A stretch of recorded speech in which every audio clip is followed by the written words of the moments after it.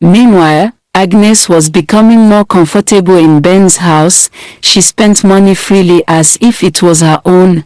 Every week she bought new wigs, expensive clothes, designer shoes, and jewelry.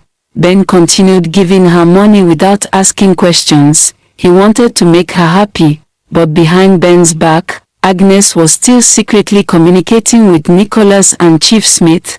One evening, Agnes was lying on Ben's bed scrolling through her phone when a message entered. It was from Chief Smith. "Are you free this weekend?" Agnes quickly replied, "Yes, Chief. Ben is traveling for business on Friday." A few seconds later another message came, "Good. You know the usual place." Agnes smiled. She already knew what he meant. High Sky Hotel. That same night, another message appeared on her phone. This time it was from Nicholas. "I need to see you tomorrow." Agnes rolled her eyes and muttered quietly, "These men will not allow me to rest." But she knew she had no choice.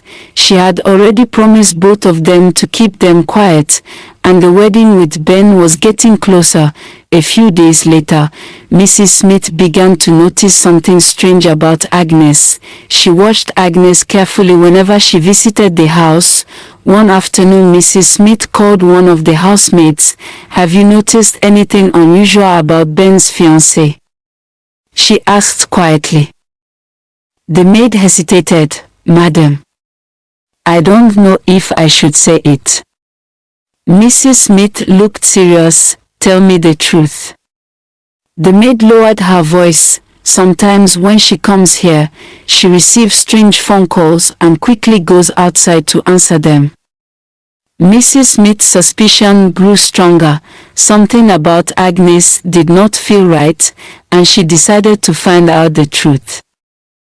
Mrs. Smith tried everything she could to discover why Agnes always answered mysterious calls whenever she visited the house, but she couldn't find anything.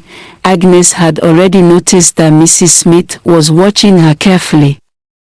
She was not a careless woman.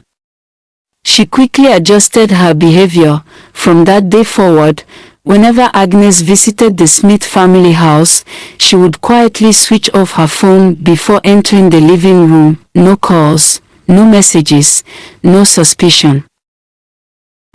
I must find out what Agnes is up to.